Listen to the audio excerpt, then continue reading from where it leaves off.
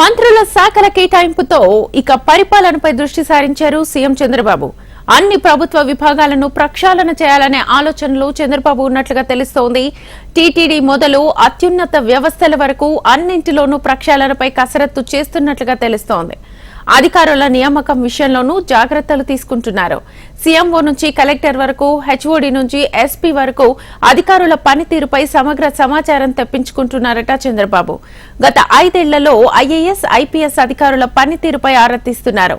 నిన్న జరిగిన first meeting లోనే కొందరు అధికారుల తీరుపై చంద్రబాబు తీవ్ర అసంతృప్తి వ్యక్తం చేసిన నేపథ్యంలో అధికారుల బదిలీలు ఉంటాయనే ప్రచారం కూడా జరుగుతోంది. ఇదే అంశానికి సంబంధించి ఫుల్ డీటెయిల్స్ మా ఏపీ కోఆర్డినేటర్ రాజేష్ అడిగి తెలుసుకుందాం. రాజేష్, శ్వేత, నిన్న జరిగిన సచివాలయంలో అధికారుల సమీక్ష సమావేశంలో చంద్రబాబు పూర్తి స్థాయిలో అధికారుల మీద మండిపడ్డారు. అయితే ప్రధానంగా చూసుకుంటే గత 5 ఏళ్లలో అధికారుల నిర్లక్ష్యం, ప్రజాప్రతినిధులు వస్తుంటారు పోతుంటారు, అధికారులు శాశ్వతంగా ప్రజలకు సేవలు అందించాల్సిన అధికారులు కూడా గడిచిన 5 ఏళ్లలో అనేక అక్రమాల అవినీతుల్లో పాల్పంచుకున్నారు, ప్రభుత్వాలకు మద్దతు పలికారు.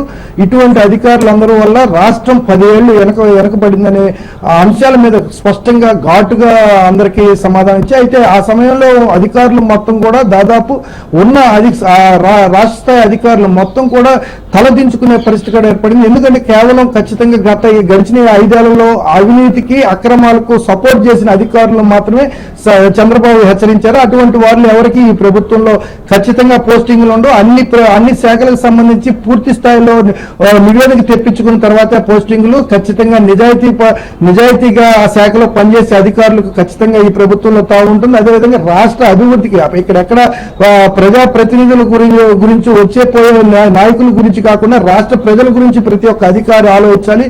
ఒక ఐఏఎస్, ఐపీఎస్ స్థాయి అధికారులు కూడా ప్రజాప్రతినిధుల మాటలు వింటూ ప్రజాప్రతినిధులకి తలవొగ్గుతూ కొన్ని అవినీతి కార్యక్రమాలు చేశారు గత పాలనలో. అటువంటి పాలన ఇక్కడ పనికిరాదు. ఖచ్చితంగా ఇప్పుడున్న పరిస్థితుల్లో చూసుకుంటే రాష్ట్ర వ్యాప్తంగా అన్ని జిల్లా కేంద్రాల నుంచి కూడా పూర్తి స్థాయిలో నిజాయితీ పౌరులకు మాత్రమే స్థానాలు కల్పించి ఖచ్చితంగా రాష్ట్ర అభివృద్ధికి మాత్రమే తీసుకెళ్లాలి. రాష్ట్ర అభివృద్ధి దిశగానే ఆలోచిస్తా. ఇక్కడెక్కడా కూడా అధికారుల నియామకాల విషయంలో పూర్తి బాధ్యత చంద్రబాబు నాయుడు తీసుకుంటున్నట్టు స్పష్టం చేశారు.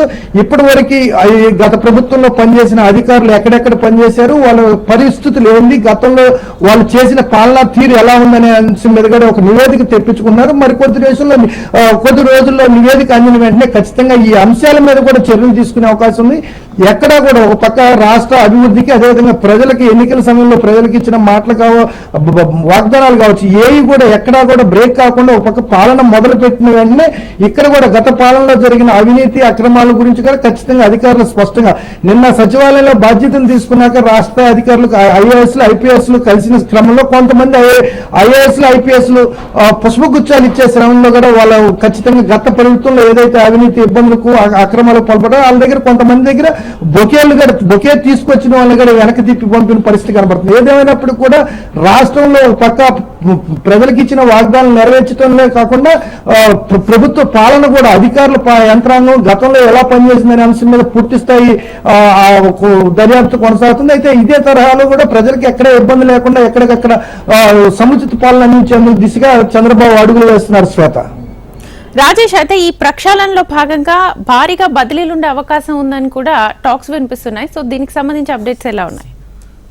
ఖచ్చితంగా శ్వేత, ఖచ్చితంగా హెచ్ఓడి స్థాయి అధికారి నుంచి కింద స్థాయి అధికారి వరకు ఎక్కడైతే ప్రతి జిల్లాలో కూడా సముచితంగా పూర్తిగా క్లుప్తంగా నివేదిక తెప్పించుకునే పరిస్థితిలో ఉన్నది. అయితే గత ప్రభుత్వంలో జరిగిన అవినీతి అక్రమాలతో పాటు అధికారుల పాత్ర ఎంత ఉంది, ప్రజాప్రతినిధులు ఒత్తిడి చేయని లేదంటే ఇంకో రకంగా ఇబ్బంది పెట్టి ఏదైనా కానీ అధికారుల పాత్ర ఈ అవినీతిలో ఎంత మాత్రం ఉంది, అదేవిధంగా అధికారుల పనితీరుతో పాటు అధికారుల వ్యవహార శైలి, దీనికి ముఖ్యంగా ఏంటంటే అధికారులు రాజకీయ నాయకుల కన్నా ముందే సలహాలు ఇచ్చి పనిచేసిన పరిస్థితులని, సంబంధం లేని వ్యవహారాల్లో అధికారులు తలదూచి పరిస్థితులు రాష్ట్రంలో కనబడతాయి. అటువంటి అధికారుల మీద కూడా ప్రత్యేకంగా అసలు ఎక్కడ పనిచేశారు, ఎంతకాలం పనిచేశారు, ఏ శాఖల్లో పనిచేశారు, వాళ్ళు పనిచేసిన సమయంలో ఏ కార్యక్రమాలు చేశారు, ఎన్ని కోట్ల రూపాయల నిధులు విడుదల చేశారు, ఈ కోణంలో ప్రతి ఒక్క చిన్న పాయింట్ ని కూడా మిస్ కాకుండా అధికారులు పూర్తిగా సుప్తంగా నివేదిక తెప్పించుకునే పనిలో ఉన్నారు. ఏదేమైనప్పటికీ కూడా గత ప్రభుత్వంలో జరిగిన అవినీతి విషయంలో మాత్రం ఎక్కడ